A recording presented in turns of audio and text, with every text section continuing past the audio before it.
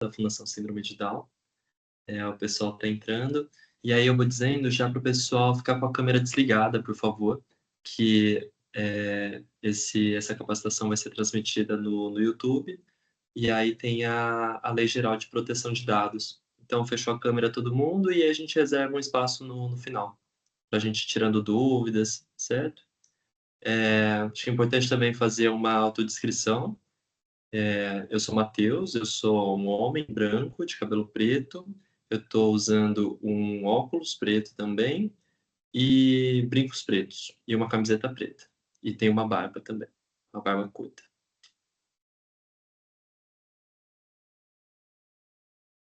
Oi, gente, boa noite. Eu sou a Ingra, também fonoaudióloga, fazendo uma audiodescrição. Eu sou uma mulher parda, de cabelo preto, cacheadinho, uso óculos e tô de moletom marrom. Perfeito. Acho que a gente pode seguir então, né? Eu vi que a Natalia entrou. Natalia quer apresentar, quer dizer algo? Perfeito. Pode seguir? Beleza, eu acho que dando uma introduzida, assim, eu e a Ingra somos fonoaudiólogos, a gente se conhece há um tempo já, estuda junto, na Federal do Rio. Eu acho que eu posso me apresentar e, Ingra, você se apresenta? Pode ser? De uma forma Pode? bem simples, assim. Mas, enfim, eu sou fonoaudiólogo na Fundação, eu trabalho tanto com a motricidade oral, a disfagia, um tanto que a gente vai dizer aqui hoje, trabalho com a linguagem. Eu sou formado pela Universidade Federal do Rio de Janeiro, e especialista em saúde mental pela Unicamp. Bom, eu também estudei na UFRJ, a gente estudou junto, né, Matheus? Eu entrei, Matheus entrou num semestre depois de mim, e sou especialista em fonoaudiologia hospitalar e também fono, fonoaudiologia em linguagem. Vamos lá. A gente preparou essa apresentação. Ela está extensa, então alguns pontos a gente vai ficar um tempo mais, outra ali a gente vai passar mais rapidinho, e aí depois a gente vai conversando um pouco. O nome dessa capacitação é Atuação da Fonoaudiologia nas fases do desenvolvimento da pessoa com síndrome de Down. E aí, a gente pensou em trazer um pouco, inicialmente, do que é a síndrome de Down, né? Eu acho que não dá para ver aqui, mas eu imagino que tem as famílias, profissionais, então isso é um tanto batido, mas é importante para a gente introduzir o tema. Eu peguei uma definição assim, concisa que diz que a síndrome de Down, ou trissomia do 21, é a alteração cromossômica mais prevalente na espécie humana e a principal causa genética de deficiência intelectual. E o sujeito com síndrome de Down possui um cromossomo extra ligado ao par 21, por isso a trissomia do 21, resultando em um cariótipo de 47 cromossomos e não de 46. E aí o excesso de material genético pode ocorrer de três maneiras: a trissomia simples, ou não de junção, então 47 cromossomos, a translocação, o cromossomo extra está ligado ao outro, resultando em 46 cromossomos, e o mosaicismo, que é a ocorrência de linhagem celular normal e trissômica. E a síndrome de Down tem uma incidência de aproximadamente 1 para cada 700 nascidos vivos. Esse segundo parágrafo aqui, ele, para algumas pessoas pode parecer meio confuso, então eu gosto de fazer uma analogia que imagina que você tem uma biblioteca com uma coleção de, de 23 livros e eles são pares. E aí você tem várias coleções dessas. E aí, na trissomia simples, um desses pares de livros vai ter um a mais. Tem lá dois livros, dois livros, dois livros, e ali no par 21 vai ter um livro a mais. Na translocação, a gente vai imaginar que esse par de livros, o 21, ele está com a capa colada no outro. Então, você olha e parece, você um livro aqui, um livro mais grosso aqui, então tá grudadinho. E o mosaicismo, a gente tem várias bibliotecas e algumas tem 46, outra 47. E aí isso é uma mistura. Não sei se deu para entender bem. E aí o que faz a fonoaudiologia, eu acho que complexo, assim, né? Eu acho que é uma área muito abrangente, que vai ligando muita coisa. Então, acho que a primeira coisa que a gente pensa na fonoaudiologia é nos transtornos de fala e de linguagem. A gente vai lembrar também da voz, né? Mas é uma profissão da área da saúde, né? E que ela vai estar tanto no serviço público quanto privado, e aí ela vai ter esse objetivo de promover saúde, avaliar, diagnosticar, né? Fazer esse acompanhamento longitudinal, assim, né? Atualmente a fonoaudiologia, a Ingra está com 13? 13, Áreas. é, são Uhum. muitas, né? E aí algumas, por exemplo, audição, equilíbrio, pela função vestibular, a linguagem oral escrita, né? A voz, a fluência, e aí sistema miofuncional orofacial e cervical, que vai aparecer ali nas questões de deglutição. Ingra, assim que quando você quiser, pode me interromper também. Tranquilo. Aqui, preparei esse slide pensando quase que um sumário do que a gente vai falar hoje, assim, né? E aí a presença da fonoaudiologia na síndrome de Down. A gente começa com o teste da linguinha e orelhinha, então vai quase que numa ordem cronológica, assim, né? O fonoaudiólogo está ali nas primeiras horas de vida, né, do bebê, e aí depois tem a promoção da linguagem, né, para esse bebê começando a balbuciar, enfim, e adquirindo a linguagem. A gente vai estar também na amamentação, então nesse processo desde ali do nascimento, leitura escrita, introdução alimentar, e aí linguagem, expressividade, linguagem expressiva e receptiva ao longo da vida. E aí isso...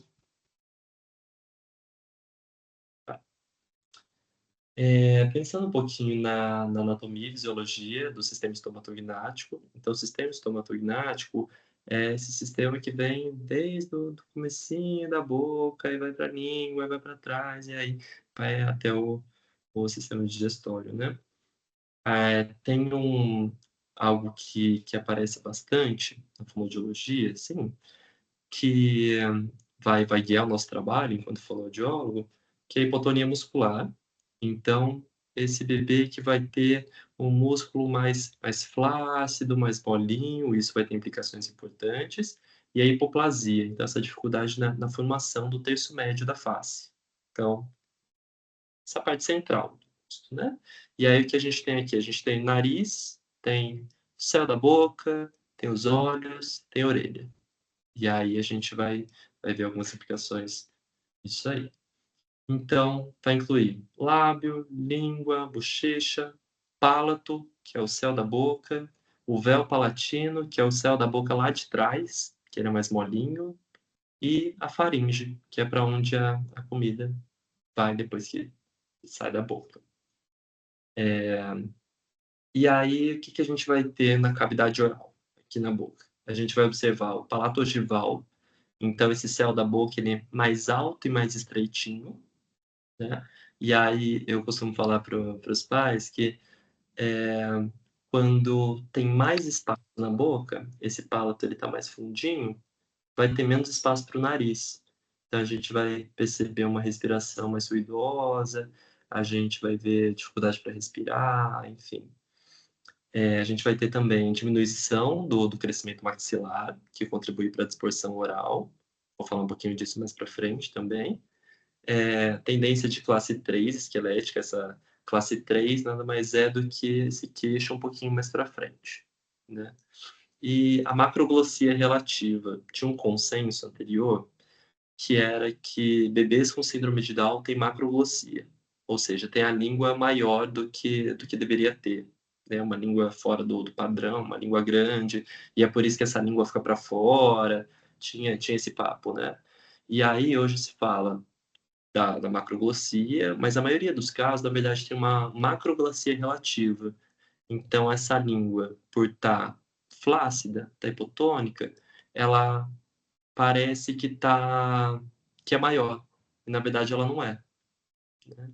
E aí pode ter também uma cavidade oral menor, por causa daquele desenvolvimento, lembra que eu falei? Então uma boquinha menor e aí parece que essa língua é maior do que ela deveria ser. E aí a gente chama isso de macroglossia relativa, ou seja, ela não é maior, não é uma macroglossia. A gente chama também de pseudomacroglossia. Nas vias aéreas e respiração,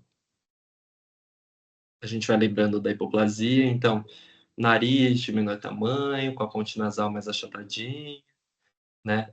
A gente vai ter também, esse estreitamento de vias aéreas que eu falei, então, céu da boca lá em cima, espaço para respirar fica menorzinho. E aí o bebê vai respirar bastante pela boca. Então a boquinha aberta bastante, e aí pode ser que essas vias aéreas, essa passagem de ar fique obstruída, fique mais fechadinha ali. Orelha externa e audição. A orelha externa é essa parte que a gente vê, né, dizendo assim que é mais fácil. E aí a gente vai ver, a implantação baixa, então essas orelhinhas um pouquinho mais baixinhas, né, e o conduto auditivo, sabe essa parte que as pessoas costumam colocar o cotonete, a gente vai ver ele mais estreitinho, né, a gente chama esse canal de meato auditivo, meato acústico, e aí tem a estenose, que é esse estreitamento. Então, um esse canalzinho bem estreito. E aí pode acumular cera, fluido, né. E aí pode ter uma disfunção de orelha média. A gente vai falar depois de otite, de inflamação de orelha, mas acho que um ponto importante é de alertar para o não uso de cotonete, né, para todo mundo, né. O cotonete ele é muito grande para esse canal que é muito pequenininho, nosso mesmo, né. E e aí quando a gente tenta tirar a cera, a gente vai empurrando para dentro e forma o que a gente chama de uma rolha de cera mesmo. E aí para tirar é difícil, isso vai prejudicar a nossa audição, porque a gente não vai conseguir ouvir, porque está tampando, enfim.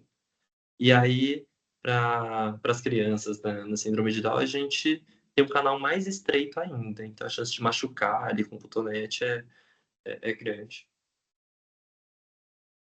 Daí o ideal seria a gente pegar a toalha, né, a pontinha da toalha, cobrir o dedo e tirar a cera, porque aí vai no local ideal.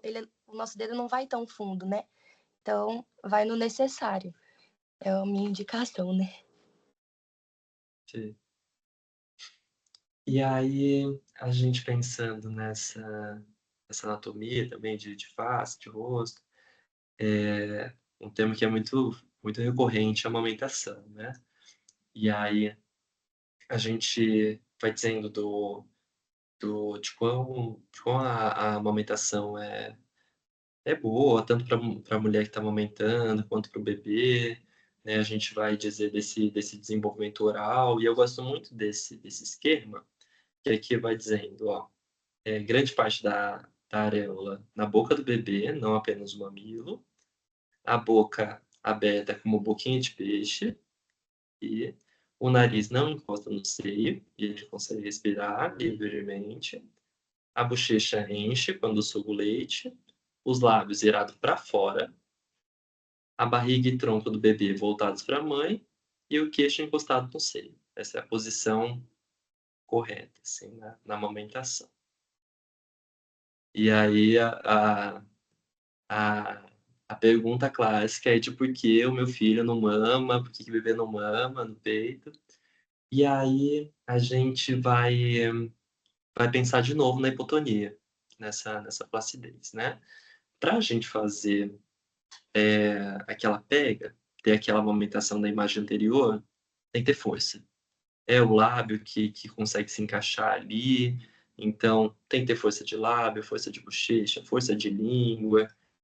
E aí quando a gente tem hipotonia, né, ou a macroglossia, essa língua maior, ou a cavidade menor, e aí a a a boquinha menor, né, E a desorganização desses reflexos, como de sucção, de busca, de deglutição, isso dificulta a pega correta. Então, vai dizer que o bebê não quis pegar o peito, de que ele preferiu a mamadeira, mas na verdade isso não foi uma escolha, né? Com o peito foi mais difícil e com a mamadeira isso acontece melhor. E aí tem uma coisa que é muito importante, eu vou dizendo para algumas coisas nos atendimentos também, que é essa coordenação entre sucção, deglutição e respiração. Então o bebê ele precisa sugar, então ali diminuir esse espaço da boca, sugar, igual a gente suga um canudo, e engolir, respirou. Isso é um fluxo. E aí de novo, sugou, engoliu, respirou. Sugou, engoliu, respirou. E aí isso é muito difícil, né? E pegar esse ritmo, né? E aí é uma habilidade motora, né, uma sequência. E aí durante a amamentação, o bebê ele deve ser capaz de respirar pelo nariz. Só que aí as mães vão me dizer que quando ele tá gripadinho, ele engasga mais, ou que ele mama menos, ele tá mais cansado. É porque quando ele tá gripadinho, aquele nariz que já tem pouca passagem de ar, vai ter menos ainda. Então ele vai precisar respirar pela boca. E na boca ou vai estar o peito ou a mamadeira. E aí tem que dar conta do bico, de sugar, de respirar, tudo pela boca. E aí dificulta tudo. E aí pode engasgar, pode escapar leite bastante, pode ficar cansado, pode ficar irritado, pode chorar. E aí ter essa coordenação entre a sucção, deglutição e respiração é muito difícil. Então, Depois você pode voltar naquele slide que tem a imagem? uhum, esse aqui.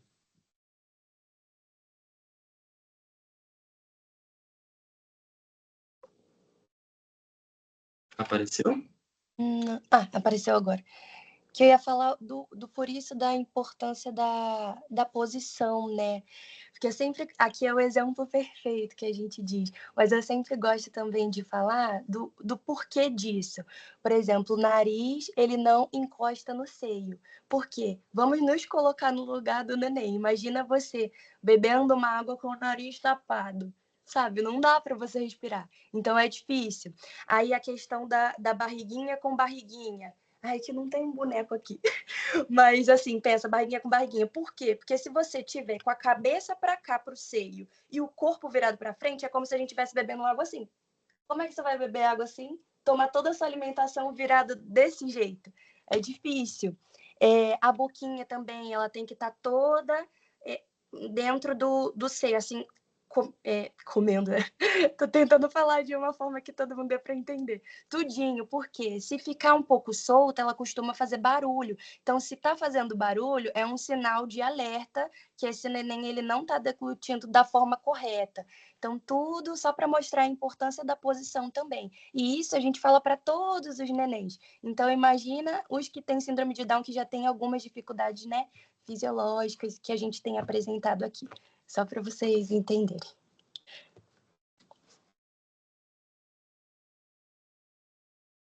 E aqui, voltando essa coordenação entre a sucção, deglutição e respiração, ela é muito frequente. Muito, muito, muito, muito.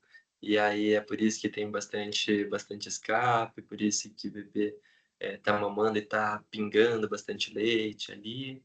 E aí, aqui, é uma dificuldade na coordenação, mais essa hipotonia, né. Então, pensa, já é difícil ter essa coordenação mesmo, esses 3 passos, né, em sequência. E aí o bebê tá com essas estruturas todas molinhas ali. E aí mais a desorganização desses reflexos, então o bebê não consegue sugar tão bem, essa sucção não tá tão ativa, essa deglutição não ativa com tanta facilidade. E aí o que que vai acontecer? A fadiga precoce durante a mamada. Então, mamou um pouquinho, escapou ali, se irritou e aí chorou e dormiu. Ou seja, o bebê estava muito cansado, assim, né, isso é muito, muito comum. Acho que daí também vem a importância das pausas, né? Eu vi muito isso no hospital, por exemplo, quando eu estava na UTI, e eram outros profissionais que davam ou a chuquinha, né? E a maioria dos profissionais, ai, porque tem um tempo, né, para amamentar do leite e tudo mais. E aí eles dão muito rápido, e aí a fono chegava e falava, eita, peraí. Aí eles ficavam chateados, porque a gente ia com toda calma, tem que ter essa pausa, né, justamente por causa do SDR, da sucção, deglutição e respiração. Eles precisam repousar, então 3 sugadinhas, para. Depende de cada um, né, do ritmo, mas 5 sugadinhas, para. E aos pouquinhos, a gente também explica isso para as mães na hora de amamentar. Perfeito. Aqui eu coloquei disfagia e deglutição na T21. A disfagia, a gente diz muito da disfagia. A disfagia não é uma doença, a disfagia é um sintoma, que é a dificuldade de deglutir. E aí isso a gente vê em praticamente todos os bebês, assim, né? E aí a gente vai perceber que esse bebê está com disfagia quando ele está tossindo. E aí o engasgo. Então, quando ele começa a ficar meio roxinho, né, a cianose, ou quando ele está muito irritado ou com sono, muitas vezes, né, depois de mamar ou durante mamar, assim, a gente vê bastante. Eu preparei um vídeo de como que é essa deglutição, acho que ele está ali na frente, eu já mostro para vocês. Eu comentei dos escapes, né? E é comum dois tipos de escape. O escape anterior, ou seja, escapa para frente. Então, aquele bebê que está mamando e o leite está escorrendo. E aí, isso é muito comum. Ou seja, não tem força de lábio. Então, o lábio não consegue abocanhar ali o peito ou a mamadeira, escapa. A gente vê isso muito, assim. Muito, muito, muito. E aí tem o escape posterior prematuro. E aí, quando o leite está na boca, e aí, para ele ir lá para trás, para ir para a faringe, o estômago, essa língua precisa de força para organizar ali e levar para trás. E aí, se não tá tão forte essa língua, o leite vai escapar. Eu falo que é muito mais fácil a gente engasgar com líquido do que com sólido, né? Eu falo, se tiver um ralo aqui no chão e eu derrubar uma marmita, de arroz, feijão, a chance de escorrer não vai acontecer. Agora, se eu derrubar um copo de água, aí vai escorrer nesse ralo. Então, se essa língua não consegue levar com força ali o leite, o alimento, enfim, ele vai escapar. Só que pode escapar quando o bebê estiver respirando. E aí o alimento, em vez de ir pro estômago, vai pro pulmão, porque são vias diferentes.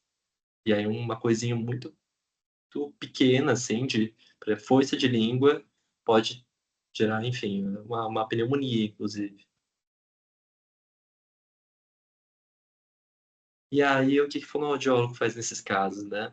Que eu coloquei em tópicos. A intervenção é precoce, então, como a gente viu ali desde do comecinho, quando o bebê está na maternidade, então, quanto mais cedo, melhor. Né? A gente vai fazer uma promoção da deglutição segura, então, ir orientando e fazendo exercícios para o fortalecimento de língua, lábio, bochecha, essa musculatura extrínseca também. A prevenção da disfagia, que isso vai acontecendo junto. Fortalecimento desses órgãos fonoarticulatórios, né? Como eu falei, da língua, lábio, enfim. Monitoramento das funções vitais, então ir percebendo o ruído que o bebê faz quando ele engole, se o choro depois de mamar é tem um som estranho, que pode ter líquido ali naquela via, se o bebê fica muito sonolento quando está mamando, enfim. E aí, tudo isso a gente vai fazendo junto com as orientações das famílias, né? Então, e aí é muito difícil uma orientação universal, assim, né? Porque cada bebê vai mamar de um jeito e cada dia vai ser de um jeito. Então, uma orientação de uma semana não é mais a orientação da outra semana, né? É muito, muito diferente, assim, né?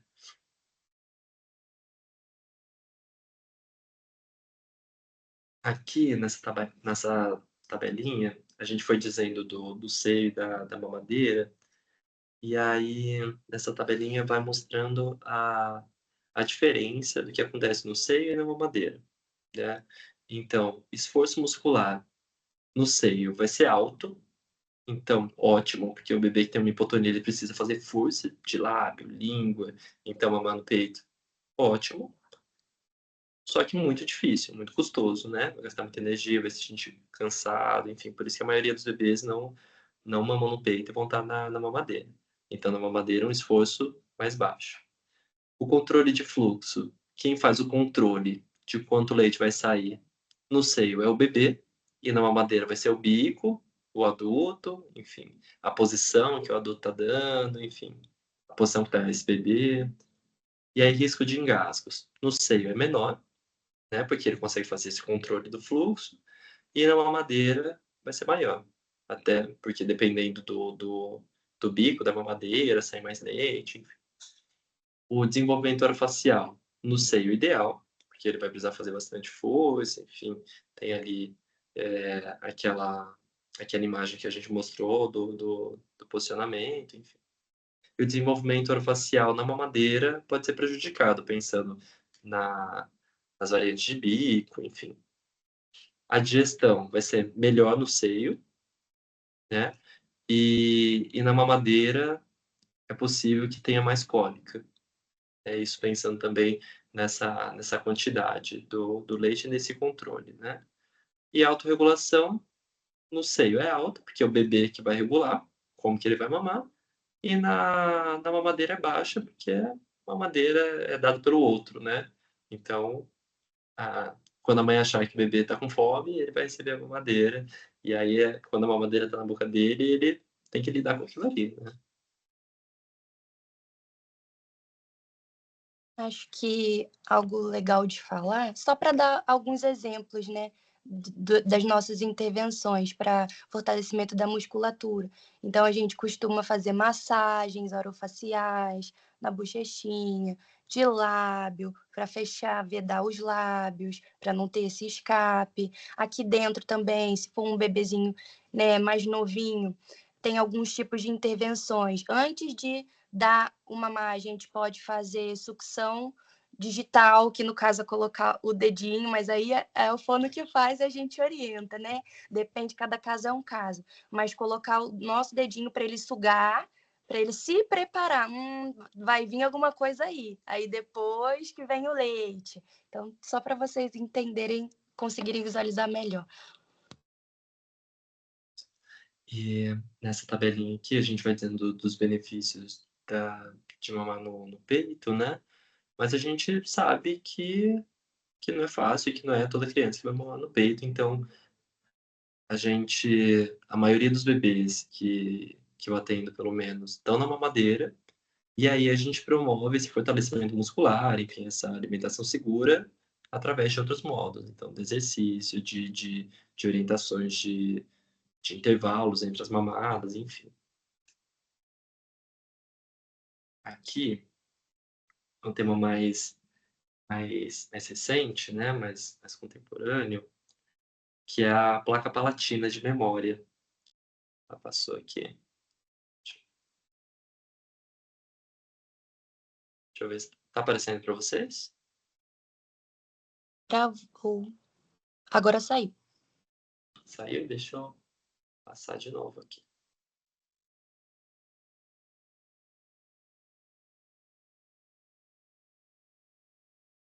De compartilhar e compartilhar de novo, gente.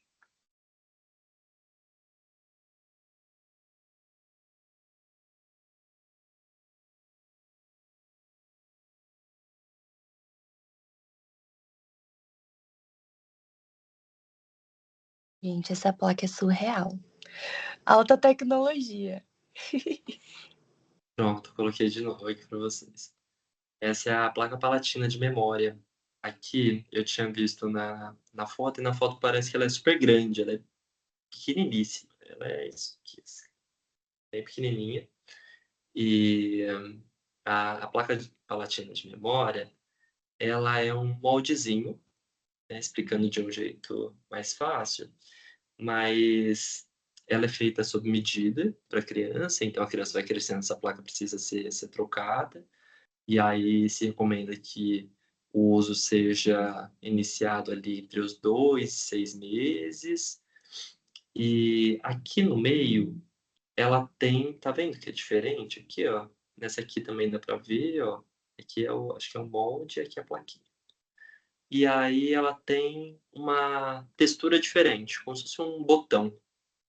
E aí o bebê, sabe quando a gente tá com uma afta ou tá com uma cárie no meio do dente, a gente leva a língua toda hora para ali, sem querer, e aí a língua vai para ali de novo, vai para ali de novo. E aí, na placa palatina de memória, o bebê vai levar essa língua para o centro ali, para o céu da boca. Ela é encaixada no céu da boca, então o bebê toda hora vai levar a língua para o céu da boca.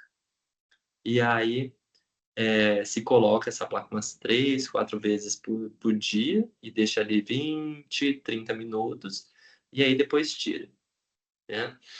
E aí, isso quando o bebê estiver sem a placa, você espera que ele continue levando essa língua para o céu da boca. E aí, o céu da boca é a posição de repouso onde a língua tem que ficar. Então, se você que está ouvindo agora, sua língua em repouso não está no céu da boca, é porque tá flácido alguma coisa aí. Tem uma respiração oral, uma respiração pela boca, provavelmente alguém que vai roncar ou baba durante o sono, enfim. E aí, essa essa plaquinha é feita pela odontopediatria, então é o dentista que vai fazer, e aí primeiro faz o molde e aí depois se encaixa. Tem também, ó, aqui mostra estimuladores dos lábios. Então é comum que quando coloque o bebê também feche a boquinha. Então, vai ter um fortalecimento de lábio e de língua, dessa língua que tá sempre pressionando ali em cima.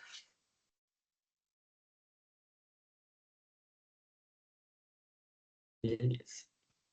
Agora, falar um pouquinho do teste da linguinha, né. O teste da linguinha, ele é recente, acho que eu estava na faculdade quando se tornou obrigatório, e aí é a avaliação do freno lingual dos bebês. Então o bebê está ali na maternidade, vai fazer a avaliação do que está ali embaixo da língua.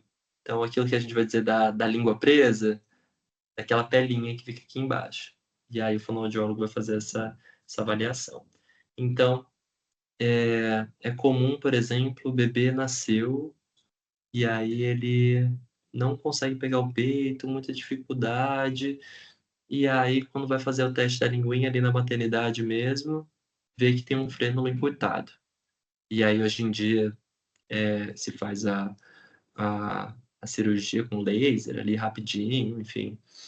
E aí para essa língua ter movimento, né, essa língua conseguir depois, falar sem ter trocas, conseguir, quando o alimento está na boca, conseguir lateralizar para um lado, para o outro, engolir, enfim. Que mais? E aí como que é feito? Ver a mobilidade de língua, então se essa língua consegue subir e descer, quando o bebê chora essa língua sobe, então a gente consegue ver se tem elevação, se tá como que é esse freno, né, até se ele for encurtado, ele tá encurtado, mas ele é mais grossinho, é mais fininho, ele tá encurtado lá atrás ou é mais na frente, e aí a gente avalia para ver se, por exemplo, é um caso cirúrgico ou não. A forma do freno, e aí a função, se o bebê tem um encurtamento, mas ele é lá atrás, não atrapalha tanto, essa mobilidade de língua, o bebê está conseguindo mamar, então aí é outra coisa, né. E É, aí aí pode falar. quando eu estava no hospital, a gente falava avaliava, né, e deixava a critério dos pais, assim, porque dependendo se, ai, tá um frênulo curto, mas ele tá mamando, que é uma beleza, só que eu explicava: "Ok, mas no futuro talvez essa criança possa ter uma troca fonológica na hora de falar, então vai ao seu critério fazer logo agora ou depois". E aí alguns escolhiam fazer, outros não, então era assim. E tem também uma adaptação nos protocolos, né, mais recente, assim, de como fazer o teste da linguinha em bebês com síndrome de Down. pensando também que vai ter, essa força de língua vai estar diferente, então aqui mostra, né, a forma do frênulo, e aí vai parecer, por exemplo, às vezes que não tem o encurtamento e na verdade tem, porque essa língua ela tá mais esparramadinha ali.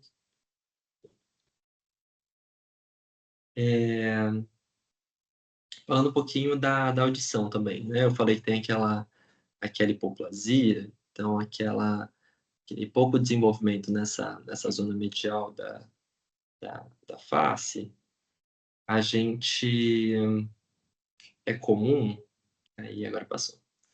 Eu coloquei aqui essa anatomia da orelha, e aí essa é a parte que a gente vê, né, essa parte primeira aqui, que é a orelha externa, e aí depois a gente tem orelha média e orelha interna. Então esse som vai se transformando, né, até chegar lá dentro. Chega as ondas sonoras, e aí isso vai sendo transformado numa energia mecânica, e lá dentro, o nosso cérebro entende isso como um som, né, explicando bem rápido, assim.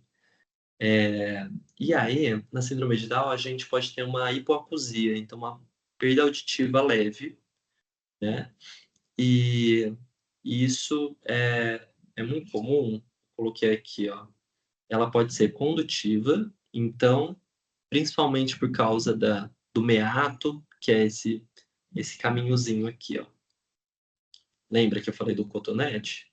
Então esse caminhozinho aqui, ele é mais estreito, então acumulou cera ali, você tem uma perda auditiva leve. Não estou ouvindo tão bem. Isso é comum. Então, 60, 80% dos casos, né? Então, neurosensorial, então vai pegar uma parte mais para dentro, ali, e aí em mista também, que aí pega nos dois lugares, né? E aí a gente tem algumas alterações auditivas que são comuns, né? Como eu falei, essa orelha mais baixinha, então uma implantação baixa, os lóbulos pequenos ou ausentes, com implantação baixa, esse conduto auditivo externo mais estreitinho, como eu falei ali, como passa o cera, enfim.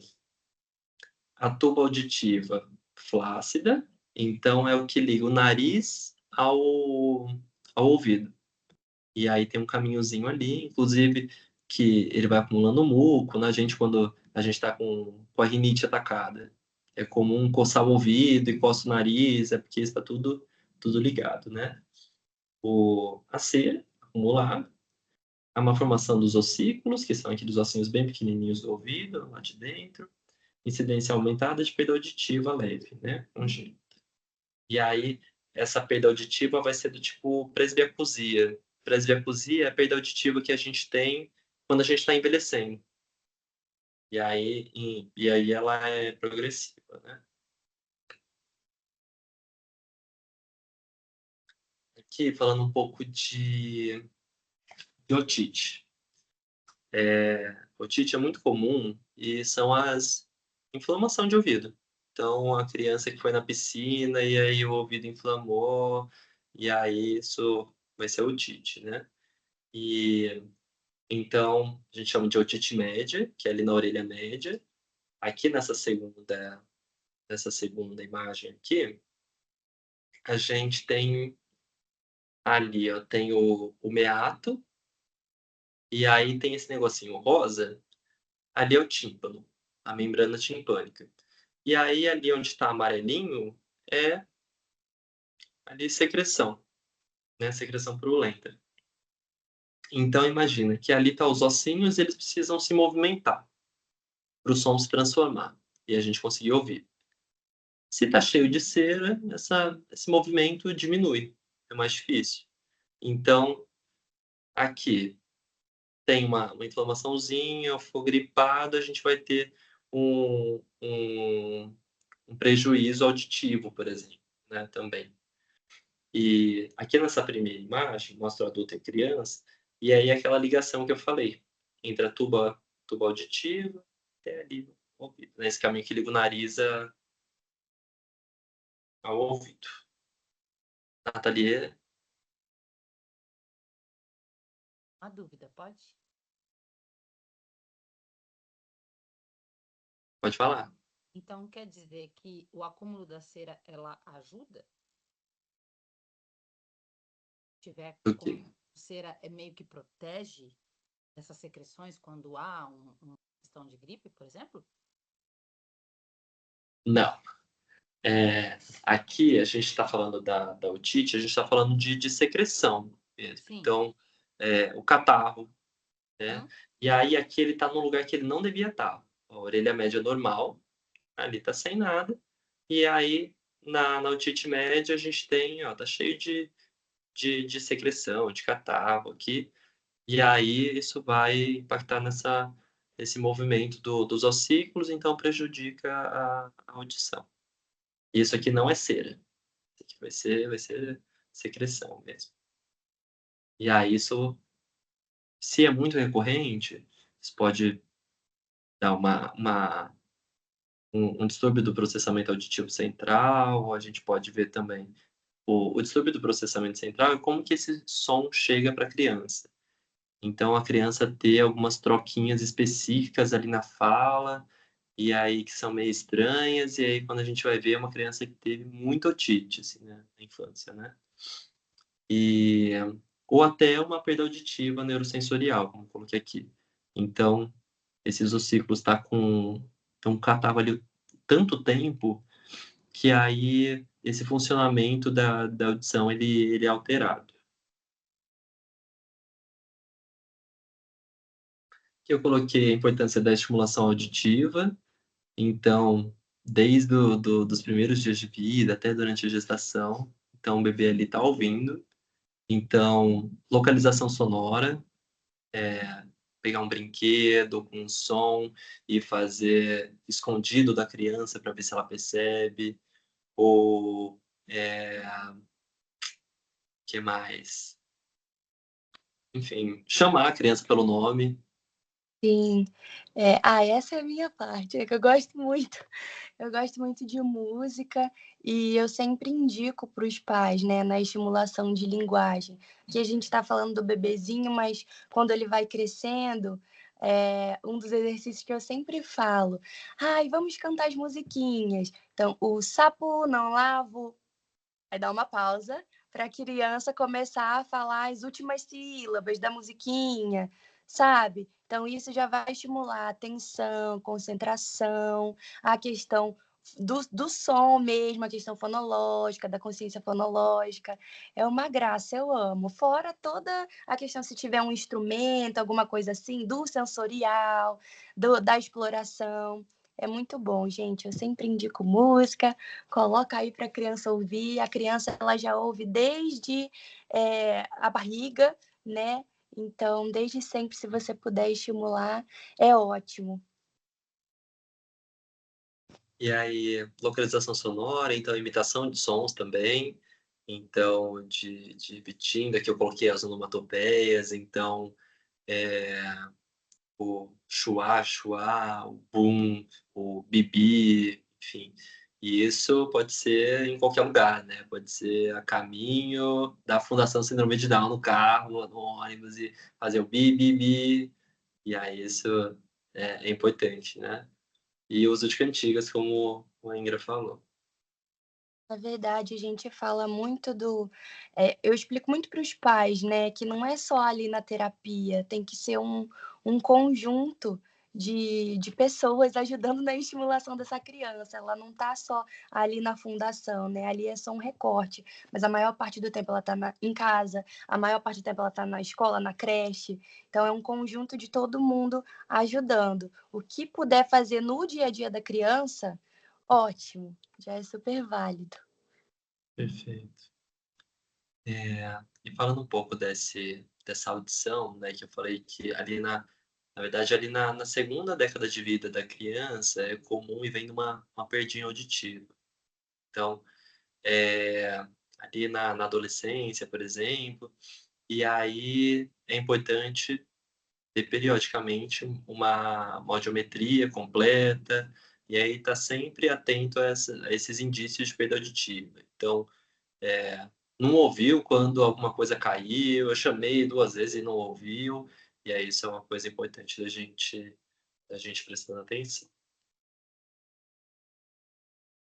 Falando um pouquinho da introdução alimentar, tem um papo de que com 6 meses começa a introdução alimentar, né, e isso não é regra, né, isso não é um presente, a criança completou 6 meses e ganhou uma introdução alimentar, né, ela precisa conquistar essa condição para conseguir, comer, né, algo que não seja ali o leite, a fórmula, enfim.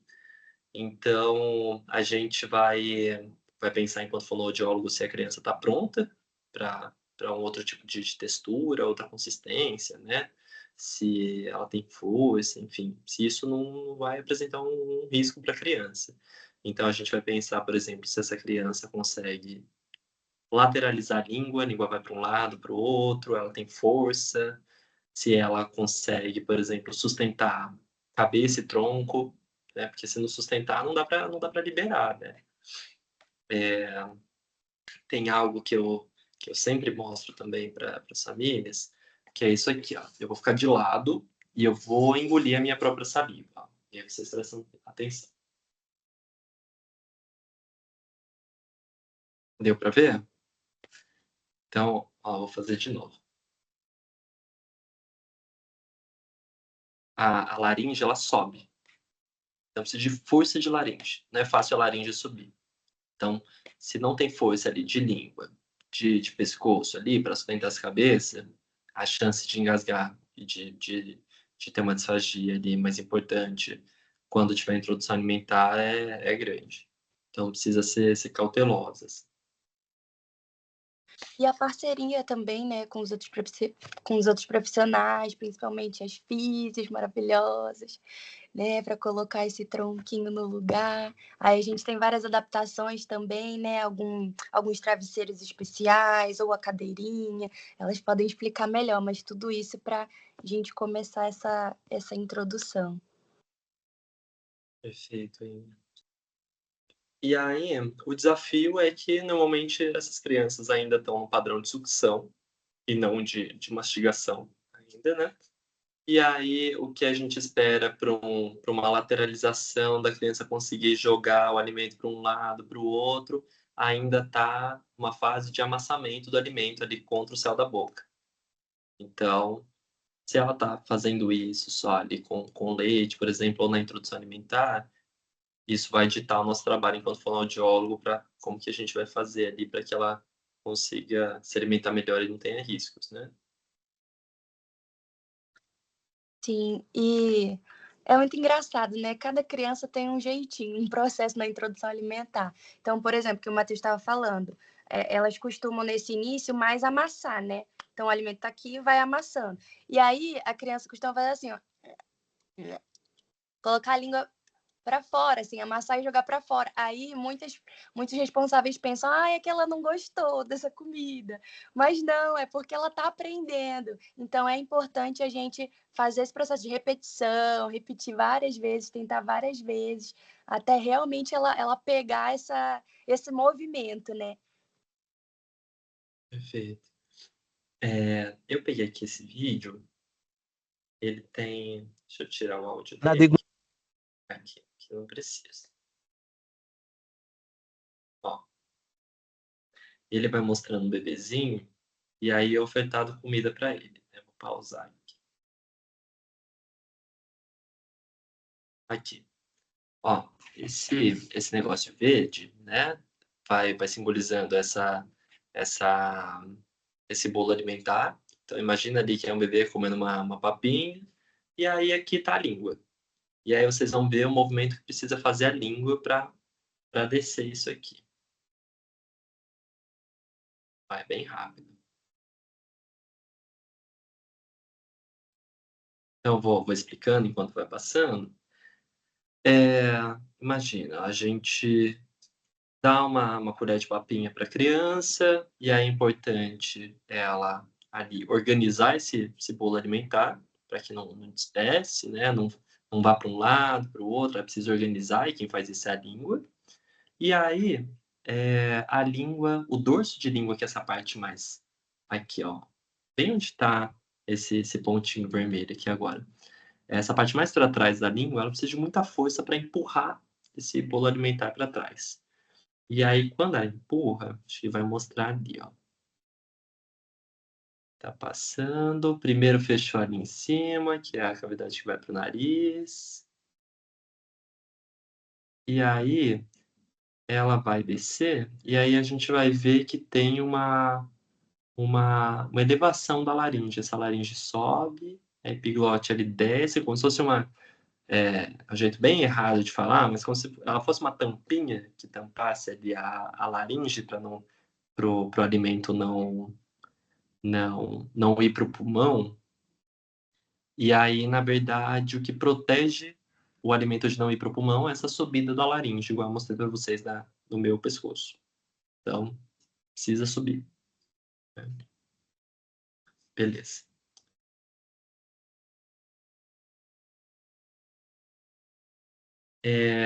Continuando um pouquinho sobre introdução alimentar, tem algumas coisas que são importantes que a gente faz, assim, né, como é esse desenvolvimento da mastigação.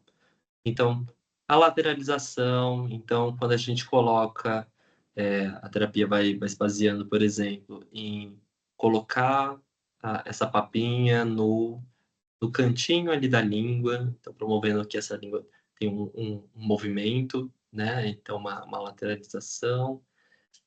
Então a língua leva o alimento do centro para o lado, é comum que a gente veja isso, e aí vai mover o alimento de um lado para o outro, né. E aí a preparação para a deglutição, a gente vai trabalhar mudança de textura, então uma coisinha mais durinha, outra mais molinha, e aí pensando na consistência também, o posicionamento do alimento, essa estimulação sensorial gustativa, então algo mais docinho, depois mais salgado, uma coisa mais fria, uma mais quentinha, e aí durante todo o tempo orientação para a família. Essa parte da língua, né, da gente colocar a comida do lado da língua, porque assim, se for no meio, que é o costume da gente fazer, ser muito fácil, tanto para a criança botar ou para frente, que é o que eu falei de cuspir, entre aspas, ou para trás. Então ela não vai mastigar muito. Por isso que a gente coloca de um lado, que ela vai ser obrigada a tirar essa comida daqui, né?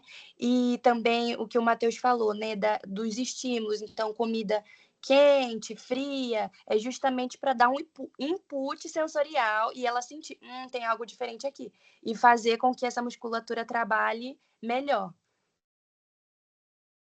Perfeito. Agora entrando um pouco na linguagem, né, aqui eu acho que é crucial para a gente entender não só a linguagem, mas o desenvolvimento infantil, né, que é essas fases do desenvolvimento para o Jean Piaget.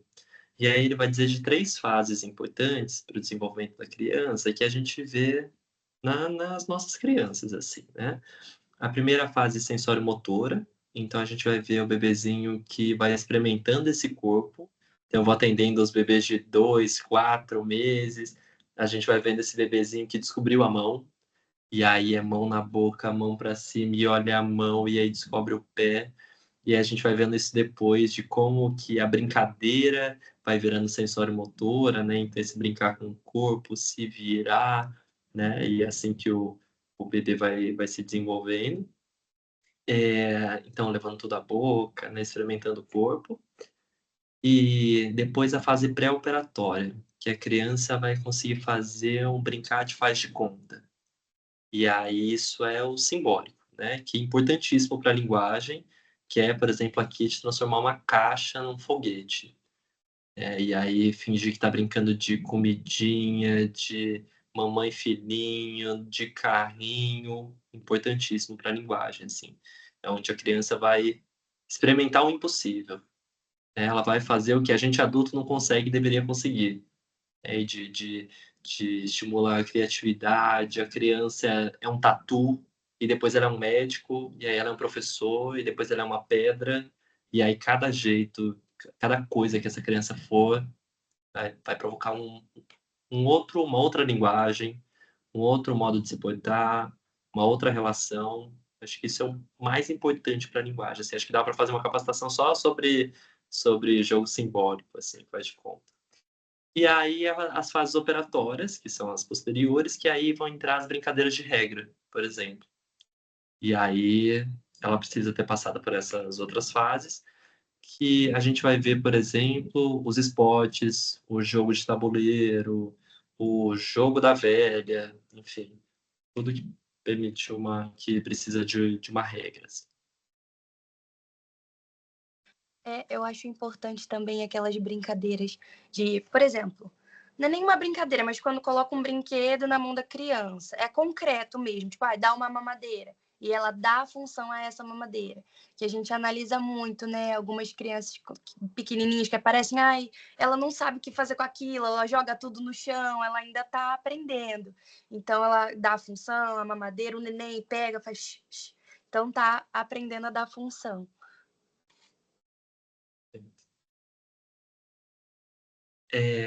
Aqui, bem brevemente, eu coloquei sobre comunicação aumentativa e alternativa, um tema recente também, né?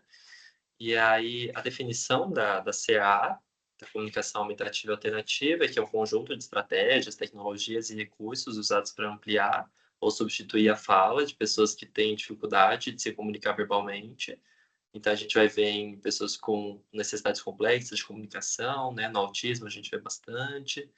E aí isso vai ter uma prancha e vai ter ali símbolos que facilitam a criança mostrar o que ela precisa dizer, né.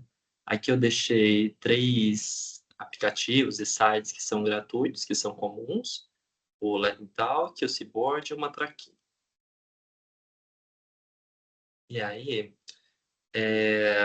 ele é um recurso de compensação para oralidade limitada, ele é um meio eficaz. E aí ele vai servir como um suporte para essa linguagem, né. Acho que tem um medo da comunicação aumentativa e alternativa entrar no lugar da fala, né. Só que a gente somos seres falantes. O ser humano escolheu falar. A gente não escolheu os gestos, né, universalmente. Então, o que eu percebo é que com o uso da CA a gente tem um apoio para a oralidade. Eu vejo, por exemplo, casos que eu usei a comunicação aumentativa alternativa, e aí isso serviu para a criança nomear algumas coisas, por exemplo, coisa que ela não conseguia só pela oralidade, né. Outro tema que é recente também na linguagem é a gestualidade e a linguagem multimodal. A linguagem multimodal é os diferentes modos de linguagem, né. E aí a gente vê na síndrome de Down que apesar de um atraso ali na oralidade, então as crianças que estão começando a falar com 3, 4, 5, a gente vê esse atraso, eh, a gestualidade vem muito bem. E vem inclusive, no lugar da oralidade, né. E aí essas crianças que fazem muitos gestos, e aí quando quer ir embora faz assim, batendo no pulso, quando quer comer faz assim. E aí o papel do adulto, aqui eu coloquei essa menininha, né, fazendo assim, não, e aí o papel do adulto, seja do terapeuta, da família, enfim, é interpretar. Isso a gente faz muito bem, então, a criança fala A, a gente entende que ela pediu alguma coisa, ela fala B, a gente entende outra coisa, então a gente interpretar esse gesto e aí especularizar. Esse especularizar é um conceito da linguagem da gente emprestar para a criança o que ela não tem. Então aqui essa menininha fez assim, e aí eu empresto para ela um termo pronto, simples. A gente costuma, eu vejo bastante que as famílias fazem de fala isso, fala aquilo, fala isso. E aí esse comando de fala tal coisa, ele não é bem sucedido, assim, a linguagem vem pelo desejo. E se a criança não quiser falar, não vai falar. E aí não adianta, sei lá, fala água, fala papai, fala não sei o quê. E aí a gente interpreta, por exemplo, a menininha fez aqui, eu entendi, e aí eu empresto para ela, eu falo: "Eu não gosto mamãe". E aí é isso. E aí, se aquilo serviu para a criança, isso é guardado. Se não serviu, interpretei errado, ela vai arrumar um outro jeito de se manifestar e a gente interpreta, especulariza de novo. Então, a gente faz uma especularização da linguagem, a gente empresta um termo porque ela não tem. Por exemplo, a criança fez isso aqui, a gente fala, tô com fome, mamãe. E aí, é isso. Yes. É a repetição, né? Que aí elas vão aprendendo. E também assim, a gente interpreta, mas tem que dar um estímulo. Que, por exemplo, muitos pais, é o que o Matheus falou, a gente já sabe, já tá vivendo o dia a dia com a criança, a gente já sabe o que ela quer. Então, a criança faz um sinal, quer esse brinquedo aqui? O pai vai lá, pega, então, sem falar nada, sabe assim? É leite que você quer. Então, ele não vai ter estímulo para falar. O pai tá fazendo tudo, a mãe tá fazendo tudo. Não o pai e a mãe, mas todo mundo, né? Os responsáveis, no geral, tá dando tudo para essa criança sem ela precisar se movimentar.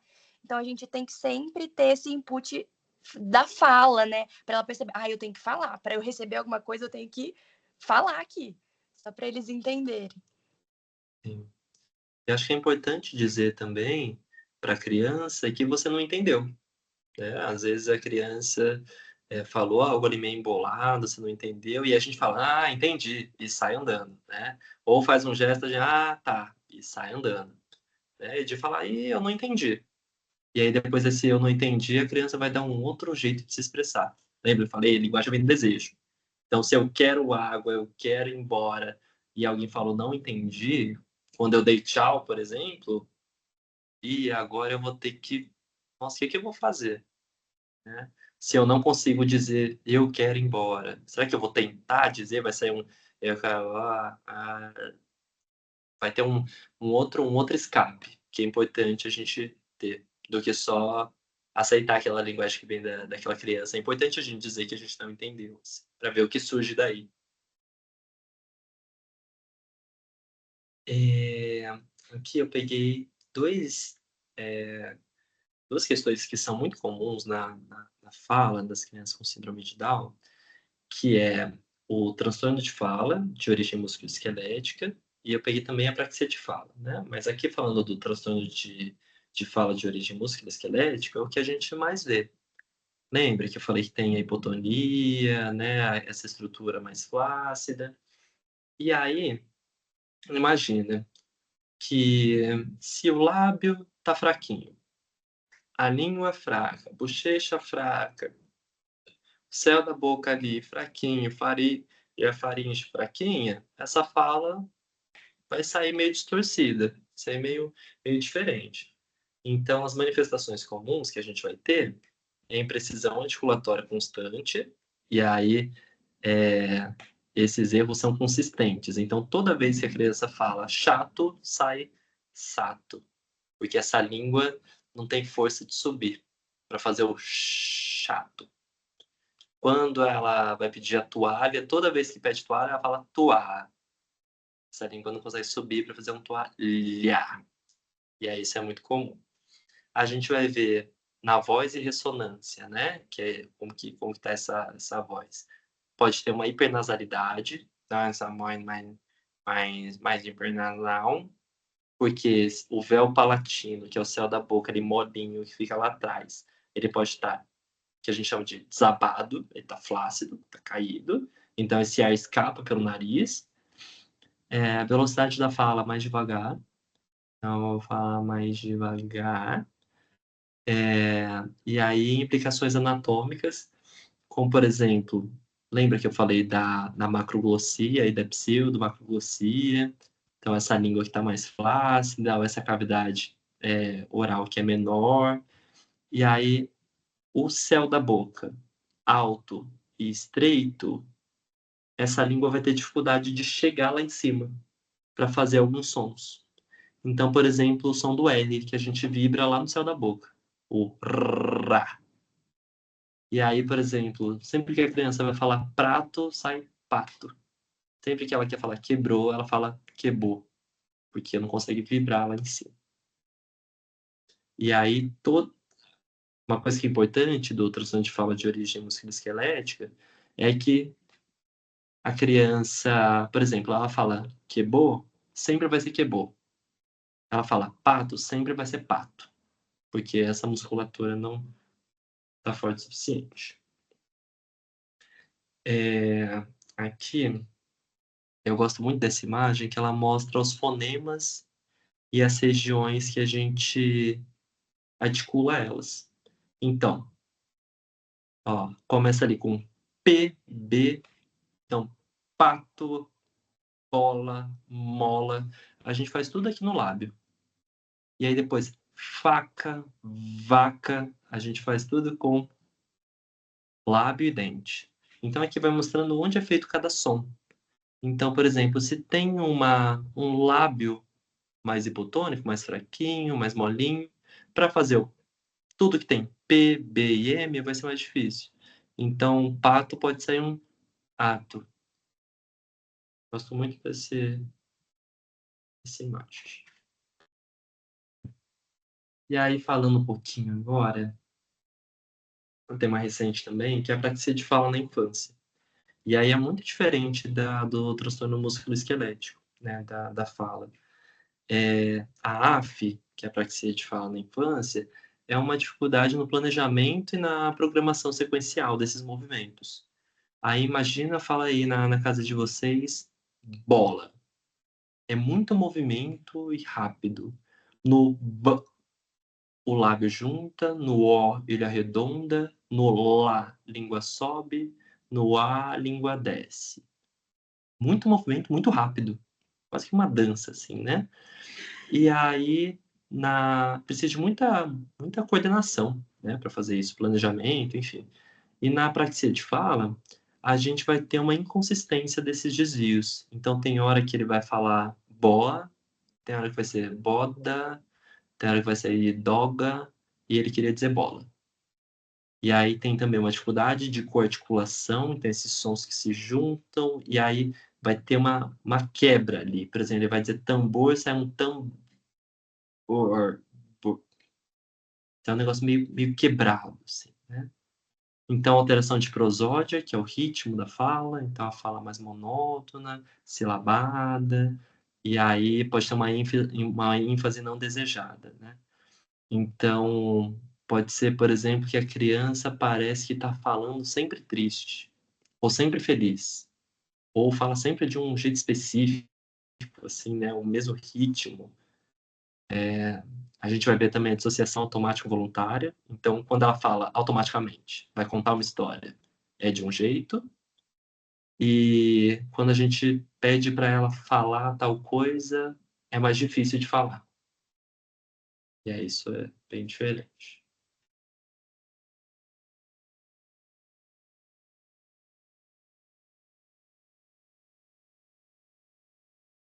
Passou aí?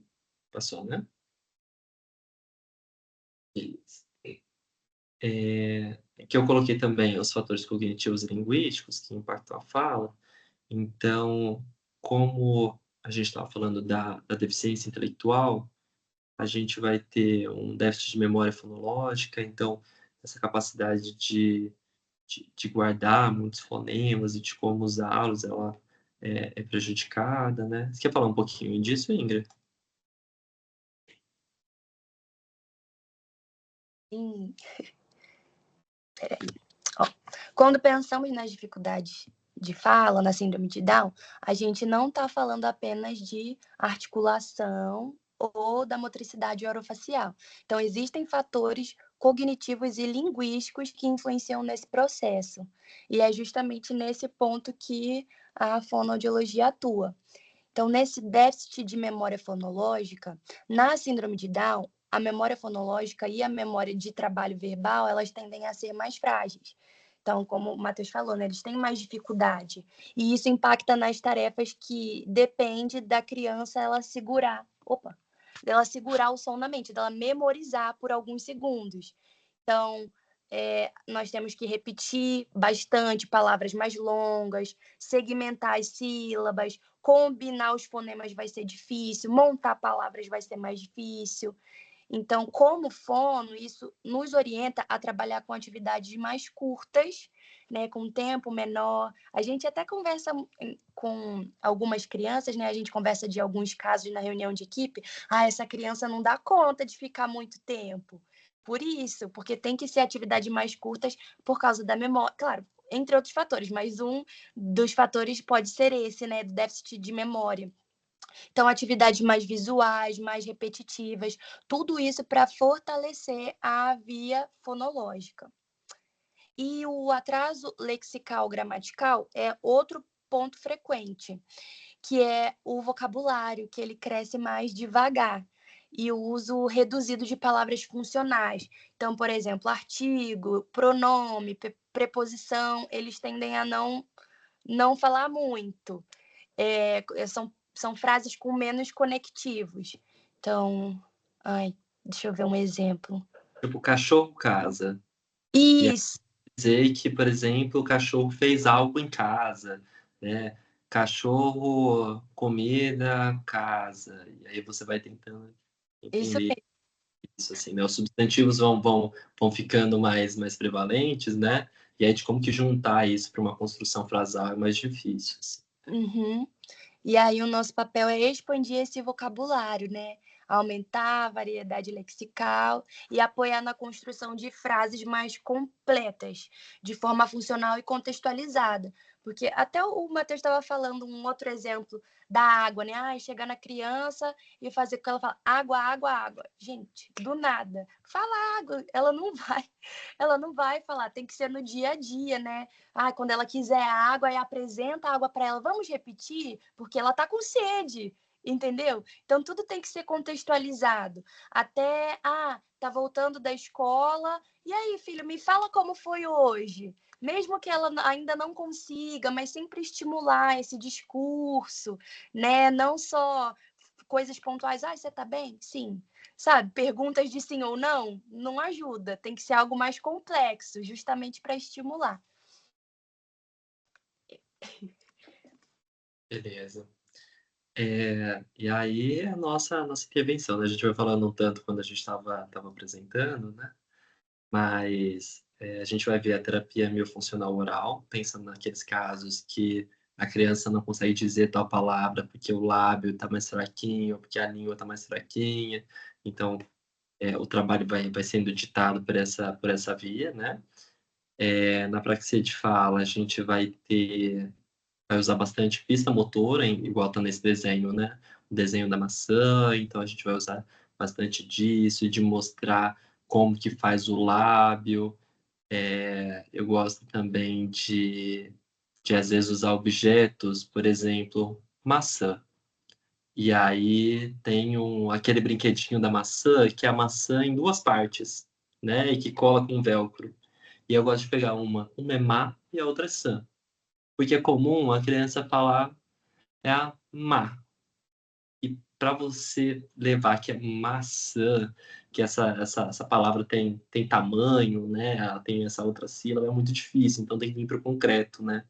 E aí tem essas duas partes, de que uma é má e a outra é sã. E só é maçã quando se juntam e tem uma maçã inteira. Isso é importante, assim, também, né? Ou usar blocos para isso, né? Então, por exemplo, sapato, três bloquinhos ali, colocar um em cima do outro, enfim. Essas pistas são importantes, né? E coloquei também a compensação por gestos, né?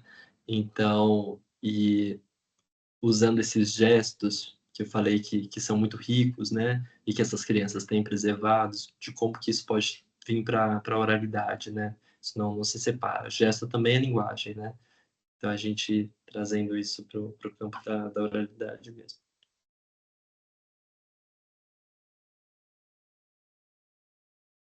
Existem alguns métodos também que, por exemplo, o método Boquinhas. Tem até alguns vídeos no YouTube, não sei se vocês conhecem, que é um bocão assim, vermelho, com batom vermelho. E a moça, não sei se é uma fono, né? Mas ela vai falando bem articulado, vai cantando musiquinha, porque isso chama atenção, né, visualmente, e também chama foco para a boca, né, para a articulação, e também junta com alguns gestos. Então, M, eu sempre faço nas minhas crianças, né, a, a. Então, tem alguns gestos para a gente fazer. Né? Como fono, a gente faz isso, eu faço isso durante as terapias, e é muito bom que a gente associa tanto o gesto quanto o som, o fonema. Daí a gente entra na linguagem oral e escrita. Bom, mas a partir do olhar fonoaudiológico, né? A gente não vai falar de métodos. Muitas pessoas confundem com a pedagogia, a psicopedagogia, a fono, qual é a diferença e tudo. E quando eu trabalhava no postinho, quando eu fazia residência, muitos se confundiam. E tem uma aflição realmente dos pais, né? Porque a educação atual, infelizmente, as crianças estão maiores, mais velhas e não estão alfabetizadas, né? E elas vêm com essa aflição. E aí eu falo, eu posso ajudar, mas quando eu falo eu posso ajudar, eu não vou alfabetizar a sua criança, né? Nós como fono, a gente dá a base pré-alfabética, né? Antes de você juntar as letras, você tem que ouvir bem, sabe assim? Você tem que articular bem os fonemas. Então, é uma base para a alfabetização. É nesse sentido que a gente entra e cada profissional tem uma função. E aí, o primeiro ponto é a consciência fonológica, que ela costuma ser um dos maiores desafios, que seria perceber os sons, rima, dividir as sílabas, associar a letra do som. Então, como fono, meu papel é fortalecer essas habilidades auditivas e linguísticas, que são essenciais nesse processo da alfabetização. Então, na minha terapia, eu também uso muito o espelho. A gente tem uma sala com espelho, aí eu vou, quando a criança é mais velha, né? Coloco ela ali, olha, vamos fazer esse som aqui. Aí eu faço e ela imita, ou então boto a luvinha, mostro para ela, enfim, mesmo na boca. É assim que faz, para ela repetir, porque é assim que eles vão aprender. O segundo ponto é a articulação, produção dos sons, né? Que influencia diretamente os fonemas. Então, na síndrome de Down, como o tônus ele é reduzido, tem uma hipotonia e a anatomia orofacial, eles podem afetar essa produção. Então, a gente trabalha para justamente clarear esses sons, para ficar mais melhores mesmo, melhorar a coordenação, respiração, a precisão articulatória. Tá certo? Na leitura, a gente está pensando aqui na via linguística. Então, seria como a criança ela reconhece as palavras, como ela relaciona o som com o símbolo. Porque muitas vezes, quando a gente vai fazer a avaliação, a gente fala, que letra é essa aqui? Que letra é essa aqui? Algumas sabem identificar, outras não. Mas aí, quando você fala, junta aqui, essa sílaba, aí ela já não sabe. Né? Então, tem uma dificuldade. E a gente utiliza também a memória visual, né? Que o Matheus falou, né? A gente apresentou que eles são bons em relação a gestos e tudo. Então, o visual é muito bom nesse processo. E eles se beneficiam bastante de palavras significativas e desse apoio visual. Na escrita, a gente não...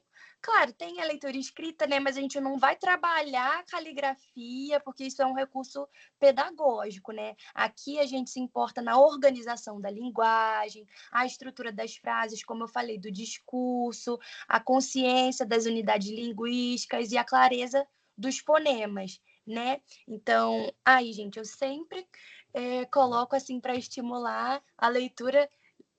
Vamos ler um gibi, as coisas do dia a dia que a gente sempre fala, né? Tá passando na rua, tem uma placa ali, qual é o nome dessa loja? Sabe assim? Para estimular a leitura da criança no dia a dia, para não ser algo pesaroso, forçado, porque a criança ela já tem isso na escola, né? Então, qual vai ser a diferença dela na escola, para ela no dia a dia, para ela na terapia, sabe? A gente tem que fazer essa diferença e tem que ser legal para ela. E, por último, seria a memória, né? Como a gente falou, a memória verbal de curto prazo geralmente é mais frágil nas crianças com síndrome de Down. Então, por isso, a repetição, a rotina, as pistas visuais, elas vão fazer a diferença. Tá certo? Acho que é isso. Perfeito, Ingrid. A gente tá terminando, hein, gente? Eu juro. A gente tá chegando já na adolescência e fase adulta, né? E aí eu acho que isso que eu gosto da fonoaudiologia, que ela vai se moldando, né, diante do sujeito, e de como que no bebê a gente vai ter um tipo de trabalho, na infância a gente vai ter outro, né? Enfim. E aí na adolescência a gente vai pensar essa linguagem junto com a identidade, junto com o desejo desse adolescente, né? O que que ele deseja significar, né? Eu, enquanto fonoaudiólogo, eu entendo a linguagem como a capacidade de dar sentido, né? E seja como for, assim, né? E aí eu acho que um desafio para isso, né, até essa possibilidade de dar sentido às coisas, é a infantilização, né, que vem junto com o capacitismo. Então a gente vai vendo pessoas que dizem, né, por pessoas com síndrome de Down. Então a gente dá espaço para esse discurso surgir. Acho que isso também é um trabalho do fonoaudiólogo, assim, né, essa autonomia discursiva. E aí, aqui, deixa eu aparecer. Aqui eu puxei um pouquinho de sardinha pro meu grupo lá da fundação.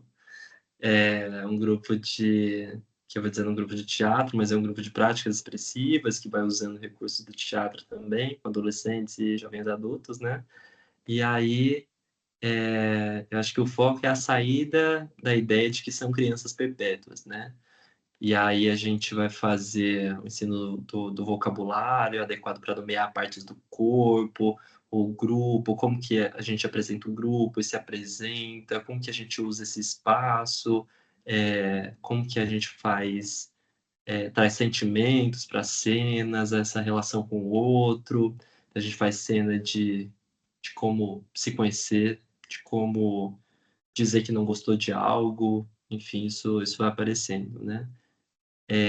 Então, a compreensão de acordos tácitos e sociais, então esses não ditos, né, a gente traz isso para a cena, privacidade, as diferenças, a gente faz a contação, a discussão e reprodução de cenas, capacidade de compreender e seguir instruções mais complexas, interagir com colegas e família, utilizar o telefone, compreender a linguagem não verbal, e aí a gente entendendo esses afetos, essas trocas também, pensando que são adolescentes, né? E, É, finalmente, só para finalizar, só outra observação, que é um grupo também, já a gente está alinhado, amigo, que eu estou fazendo com a Elisa, né, que também são de adolescentes, e a gente está com essa proposta de fazer um teatro, só que é mamulengo, então é tipo um fantoche. E aí tem todo. Cara, o teatro é sensacional, ele é incrível, ele trabalha muitas coisas, né, nessa questão da linguagem, e então a gente está trabalhando todo o processo, tanto de estudo, de como que é esse teatro, como que faz, né? Porque tem tanto também a questão da motricidade fina, sabe assim, de fazer realmente o boneco. Aí, tá bom, mas e a história? Qual vai ser a história? O que vocês pensam? Aí cada um vai trazendo o nome dos personagens, como cada personagem vai se portar, a questão da voz, porque como também tem isso no teatro, né? De pessoa, assim, mas principalmente no fantoche, porque não aparece, é só um boneco ali. Então a expressão vai vir através da voz. Então eu estou explicando para eles a importância da voz. É muito bom. abertos a dúvidas, pessoal. Pessoal, boa noite. Eu atrasei, peço desculpas porque foi questões técnicas de internet, mas que bom que os meninos conseguiram iniciar sem a minha apresentação. Aí eu tô aqui encantada com a capacitação e ainda bem que ficará gravada no YouTube, porque depois eu vou acessá-la novamente estudando. Eu gosto muito de fazer isso, né? De, num primeiro momento, ouvir, né? E depois buscar a apresentação com mais cuidado, com mais atenção, porque às vezes na segunda vez que nós assistimos, nós conseguimos pescar coisas que às vezes na primeira apresentação em si a gente não pesca, né? Eu estou com uma bebê de 1 ano e 2 meses, onde a orientação da pediatra agora é a bendita fase da fala, né? Então, eu estou focada nesses estímulos que vocês muitas vezes colocaram aí, que é independente, né, para a pessoa com síndrome de Down ou, né, a pessoa típica. Eu acredito que é uma fase desafiadora para as duas situações, né? É igual vocês colocaram muitas questões técnicas mesmo que vêm, né, da diferenciação de uma pessoa com SD e uma pessoa que não tem SD, mas eu acredito que é um desafio para todas as famílias nesse aspecto, né? O início da fala, da linguagem, a construção da linguagem. A minha filha não tem síndrome de Down, mas todas as vezes que ela consegue associar, né, e fechar a linguagem, igual, por exemplo, o neném foi a primeira palavrinha que ela falou, né? E eu fiquei muito feliz porque até então ela estava soltando o neném, neném, neném, neném. Mas aí a primeira vez que ela apontou a boneca e falou neném, aí você percebe que ela fez a ligação concreta, né? E isso é muito legal. Essa dica que o Matheus deu dos blocos, eu achei super interessante de você ir falando a palavra e colocando, né, para poder ir associando. Nossa, gente, incrível. O pessoal que quiser fazer algum tipo de pergunta, quiser levantar a mão, abrir o áudio ou colocar até aqui no chat, os meninos estão abertos, tá bom? A lista de presença também está no chat, gente. É muito importante que vocês assinem, até para que a gente tenha uma noção da quantidade de pessoas que estavam aqui, também para gerar os certificados, né? Porque se não assina a lista, fica muito difícil gerar o certificado para vocês. Lembrando novamente que vai ficar gravada essa capacitação dos meninos no YouTube para acesso a qualquer momento. Então, também quem quiser compartilhar ou quiser novamente assistir como eu vou assistir, vocês também fiquem à vontade, tá?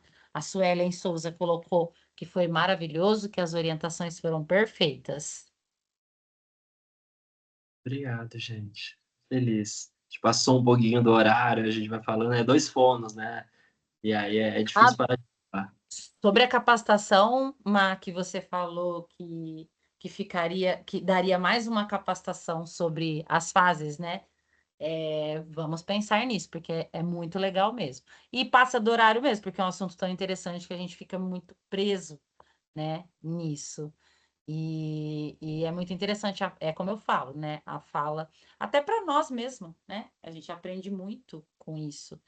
Essa questão que você trouxe da secreção é uma preocupação que a gente costuma ter, sim, também, né? Principalmente quando tem bebê, por conta disso mesmo, né? Principalmente bebês com refluxo também, né? Porque eu já ouvi falar que, principalmente eu conheço pessoas que teve filhos com problema na audição por conta de refluxo oculto, não sabia que era refluxo, e aí o refluxo foi voltando, né? O líquido vai voltando, a secreção vai acumulando e a pessoa perdeu uma parte da audição por conta disso.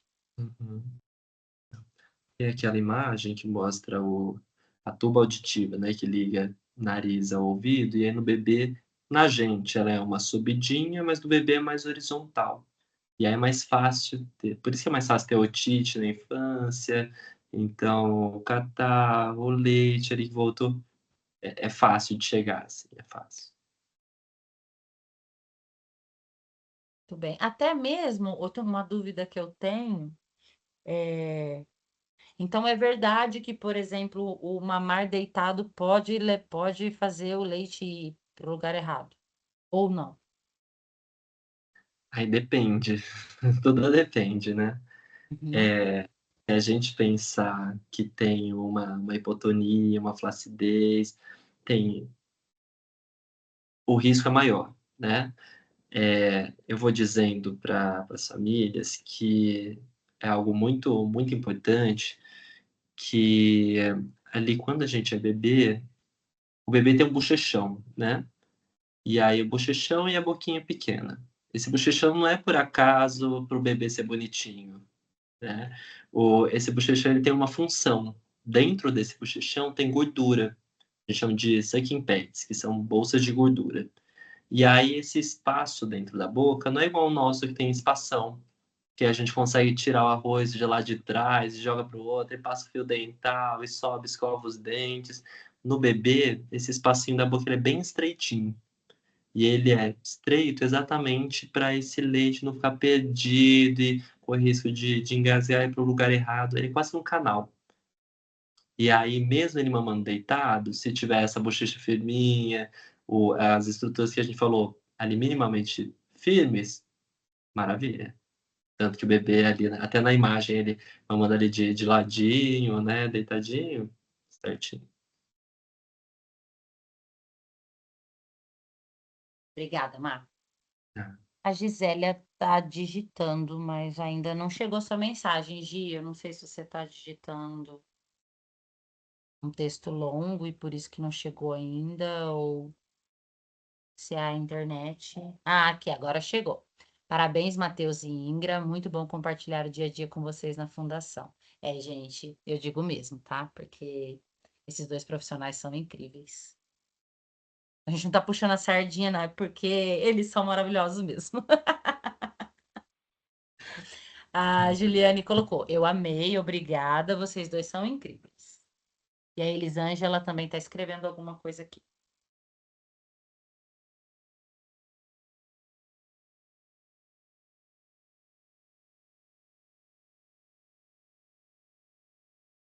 Gente, foi incrível, deu vontade de participar mais vezes, viu? É a minha primeira capacitação assim, né, pela Síndrome de Down, e eu gostei muito, viu? Vou participar mais vezes, adorei o conteúdo. obrigado, Jô. Feliz. Ainda mais agora, com a recém-neném, aprendeu bastante. Sim, muito, muito obrigada mesmo. Foi muito bom, gente. Vocês são incríveis. Vamos trocar mais, viu? Eu Valeu. falo, essas capacitações é para nós, né, Ju? Sim, sim. E assim, a gente conversa às vezes de coisa, mas é muita bagagem, né? É muito conhecimento a ser compartilhado. E foi lindo ouvir vocês falando, trazendo assim, as explicações.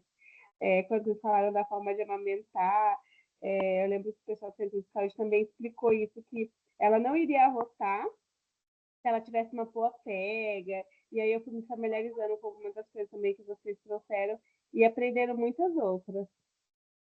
Isso aí, perfeito. Pô, eu acho que é muito difícil a gente preparar foi muito difícil preparar um material pensando que ter família, vai ter profissionais que estão lidando com isso todos os dias, né. E aí a gente tentando dizer coisas importantes, mas uma linguagem mais acessível, mas ao mesmo tempo a gente tá a gente, como tá lidando com isso todos os dias, né, a gente vai os termos vão se normalizando, né, e aí a gente vai achando que tá todo mundo entendendo, aí é importante puxar um pouco, assim, né, foi um exercício. Mas foi ótimo. A Elisângela colocou: gostei muito da capacitação, parabéns. Sou professora de estimulação precoce na Associação de Síndrome de Down de Joinville, Universo Down. Muito válidas informações e conhecimentos repassados. Já vou aderir às atividades das frutas e bloquinhos. Obrigada. E o Adriel, enriquecedor, agradeço muito pela troca.